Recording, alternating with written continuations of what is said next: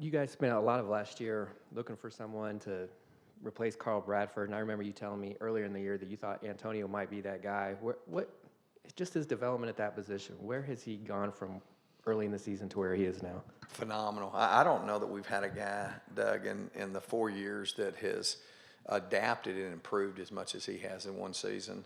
And he's playing his best football. He's played his 2 best games of the year in the last 2 weeks. So he's gotten better and better and better, and just a very versatile player. You know, Tony's a linebacker.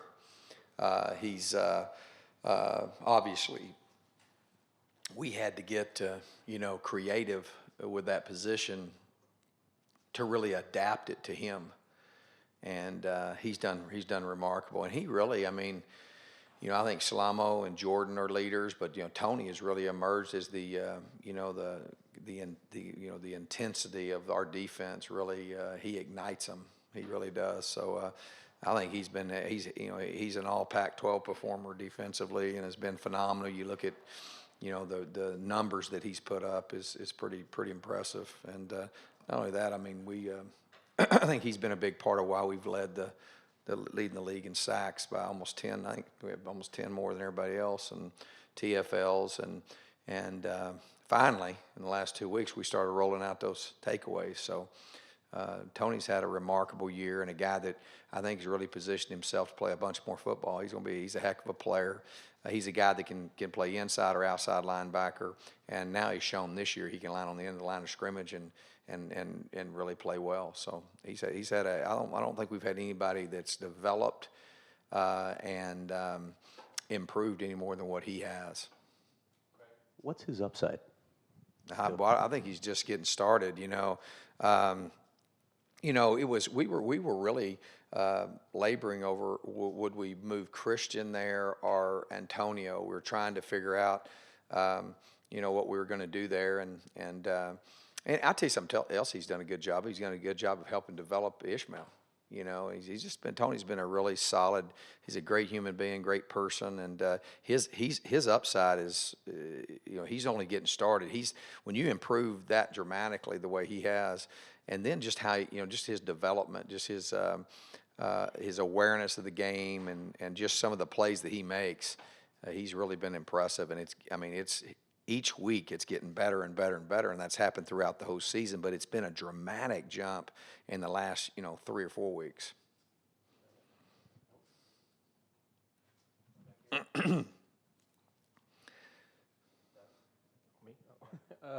Todd, this was a big win, obviously, your rival game, senior day, and usually this is it. This is the end of the regular season. Now you have to go on the road.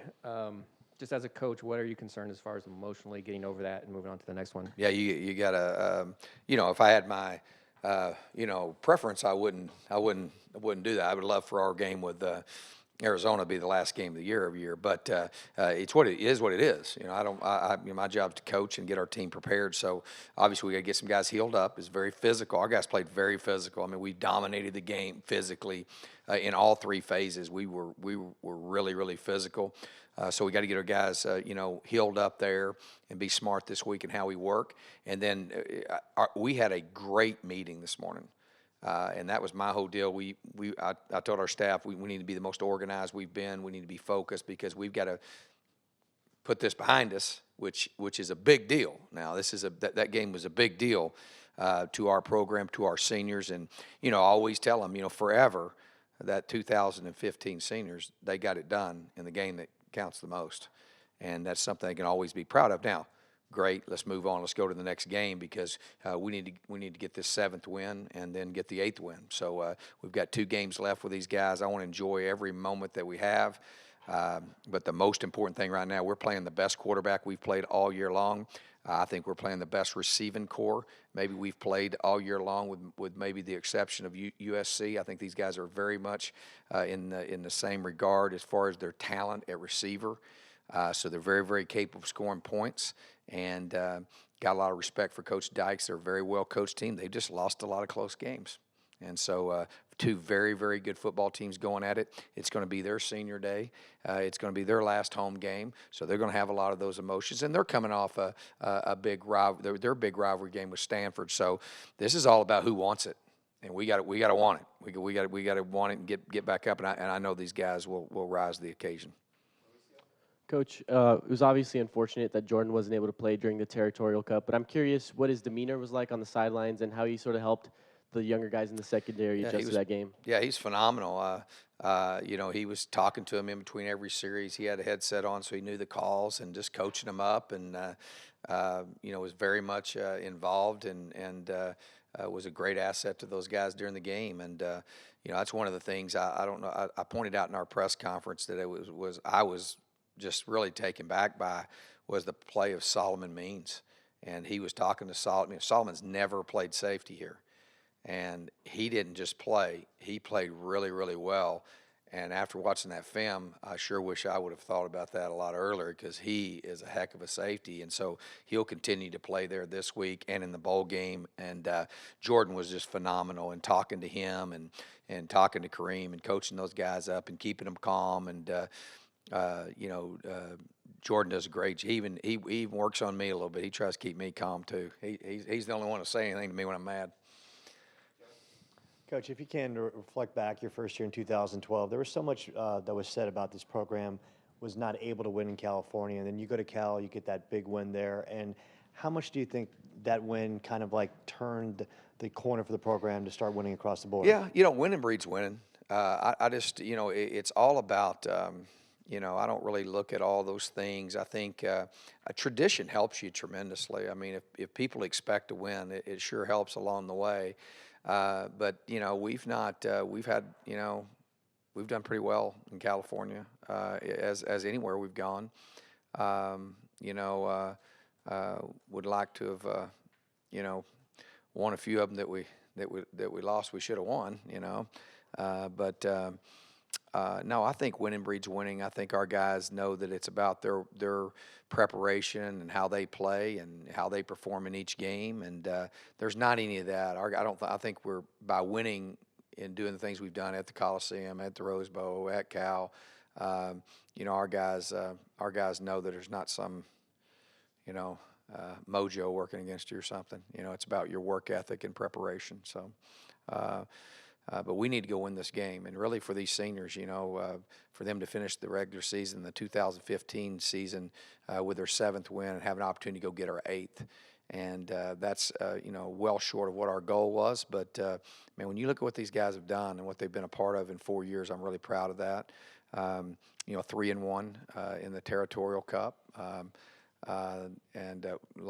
Obviously wish we didn't have the one on there. But, you look at our conference record, I think 23-12, something like that. I don't think anybody's got any better conference record in the South than what we do. Best 3 academic years in the history of our program, coming off a 990 APR. I don't think that's ever happened before. And not only that, just the character and how they do what they do on and off the field. Man, we got a lot to play for this week, and that's to go get this win and then go get in this bowl game. And I want to cherish every second I have with these guys. They're a really special group, and so I think all those things. Winning breeds winning, and it has not been. It's hard. It's not easy. But I think that game when we went over there and won was big to change that. That started it, and then obviously we've built upon that. Todd, in your first year here, you had the mid-season losing streak, then wrapped it up with 4 straight wins, including a bowl win against Navy. Have you brought that up at all to your team? No. No. What I've talked about this morning was just some messages I wanted these guys to the seniors and the guys in this room, because it's not just the seniors. Our football team changes every year after the last game of the season, which will be our bowl game. And you're never the same again. And so I talk to them a lot about the lessons that I want them to learn in life and spend a lot of time talking about that. And then we've talked about the job at hand and what we have to do this week to get ready. And we talked about, maximizing every opportunity of the time we have left together, because there's very little time left together for the 2015 team and these seniors. So I haven't talked to any about that. I mean, we talk a lot about your responsibility as a Sun Devil and what each year to lead the program, better than you found it. And I think these guys have been pretty remarkable in that regard. But I haven't talked to him any about that. Coach, have you given Jordan any advice about how he should go about his rehab? And being that he's such a high character individual, how do you think he'll go about it?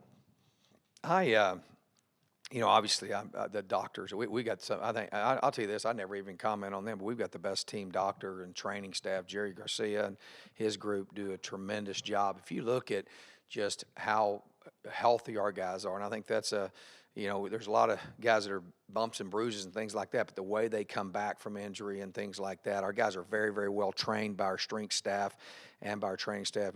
Coach Grizz does a great job, and our team doctors are phenomenal. They obviously are advising Jordan on exactly what he needs to do with his rehab, and he's indicated to me that he wanted to put off his surgery until after the Cal game, and obviously I'm more than okay with that, but obviously the doctors are going to make the decisions on those things, and him. But no, my advice to him, I've just been trying to. There's not much you can say, if you ever, this game is, I love the game of football because it's so hard and it's not fair. It emulates life. It's pretty darn tough, pretty physical. And, it's really, man, my heart goes out to him because it was a play that was it always is like that. It was just a freak play. It was just a very unusual play, how he got hurt. But you know what? I've also talked to him a lot about, life's like that. You're going to have times where you're going to face things that are unforeseen, and that's when your true character is exposed. So he'll respond from this and recover from this like a champion that he is. And he hasn't. I haven't seen. I mean, he could be like moping around and just down and depressed. I haven't seen any of that. I've seen him, fully participating just like he was healthy, and that tells you a lot about him. So he's a champ in every way, and he'll recover and rehab from this thing and be better than he was before. Greg, then Doug, and then last one, Hope. Todd, following up on this idea of finishing 8-5 for the seniors and taking advantage of opportunities, are you a believer in momentum from one season to the next? In other words, can this create momentum for the guys who will be back? I am. I think that one of the things that we've done, we've been able to do is, I'll give you an example. I mean, our first year finishing off the way we did, there's a lot of not just externally. I'm talking about internally, inside these walls and inside our training facility. I think it gives you energy. As the next year, we had supposedly a better year, but played poorly in the Holiday Bowl. I thought that was but both of them motivated us. I think we were a little bit, irritated the way we had finished off that year. And, many people said, make too much emphasis on playing the Rose Bowl, and so our guys didn't want to play in the Holiday Bowl. That's all a bunch of, ain't nobody plays football don't go try to win every game they're in, and for whatever reason, we didn't prepare and play very well. So I do think it affects you. I can tell you how I want to go into the offseason, that I think it does give you momentum in your training and in the mindset of your players. Now, I'm not talking about the public or the external or fans.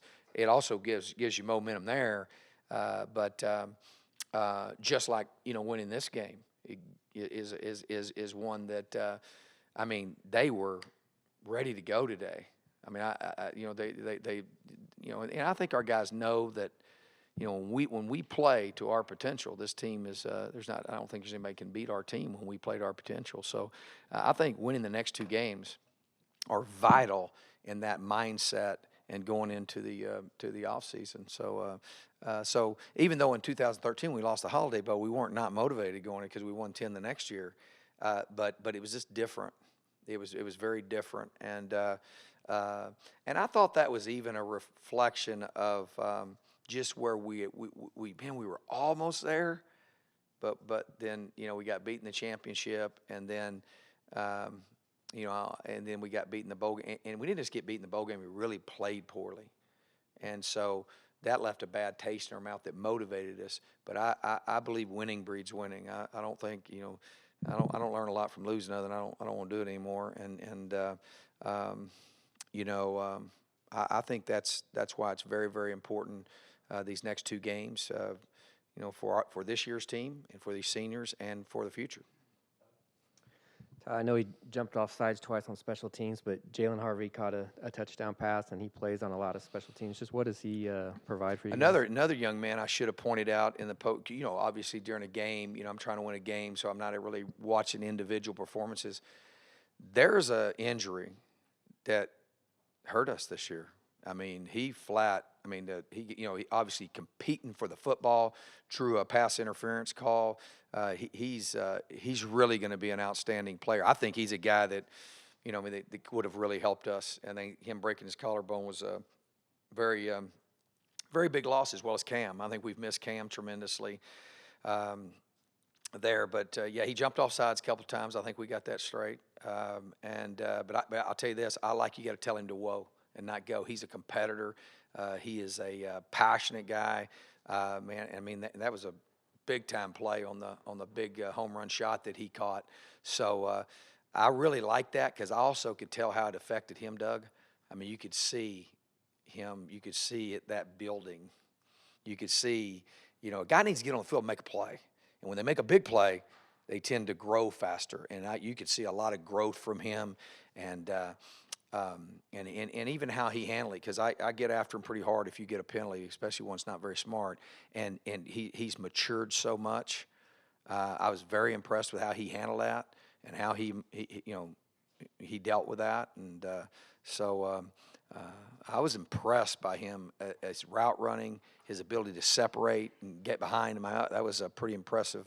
And not only that, he played well. I mean, he was a guy that graded out very high, and a guy that I think is going to be a factor for us. He's going home this week, and this will be a big game for him this week as well. So he's a guy that this next game and the next two games and the bowl practice and all that stuff is he'll get better every day. Coach, you talked about Antonio Longino really stabilizing the devil position. Would it be fair to say the byproduct of that was also the will position and Christian Sam and DJ Calhoun, how they both played and really give you a good depth over there? Yeah, I think that I think one of the things that Tony will tell you that's helped him is the play of the guys inside of him. We dominate the line of scrimmage. I don't think there's been a game this year that I thought our defensive line did not dominate the line of scrimmage. Now, we've gotten the ball thrown over the top of us and thrown around us and ran around us, but we've been pretty dominating. And then Christian, his play has been stellar, and DJ coming in on third down has been. I mean, he's put up a lot of numbers and done a great job. So yeah, I think our forcing unit is in really good shape. I mean, I think we've even at times, exceeds what I think sometimes. I mean, when I watch them and say, man, God, I thought we'd struggle a little bit more with that, and they've done really well. And obviously, Salamo really is critical. I would love to have a microphone on him during a game and to watch that, because he really is. He's in the smartest player as far as a linebacker, and being able to memorize the calls and make the calls at the right time. I don't know if y'all remember in the game, but they made a quick check early in the game. Is back down on this end. They flip the back on the other side. He hands it and changes it and puts the pressure on the other side. They run. We get a TFL. And so, I mean, he's really sharp when it comes to that. So that forcing unit with I think all three of the the linebacker positions, and then Liu plays so consistently, and I think he's played almost 800 snaps. But Tony, I think obviously Tayshawn's play and Christian's play, as well as DJ's, has really helped him. And then that boundary's been pretty solid for us when Jordan was in there, and then with the Lloyd Carrington. That's those two corners have played. I mean, to bump and run every single down. And to play like they've played, the plays that we've given up in the back end very few of them have been on them. We've left some guys uncovered with our safeties and stuff like that. And most of the big plays down the field have been on our safeties, and those two guys played pretty well as well.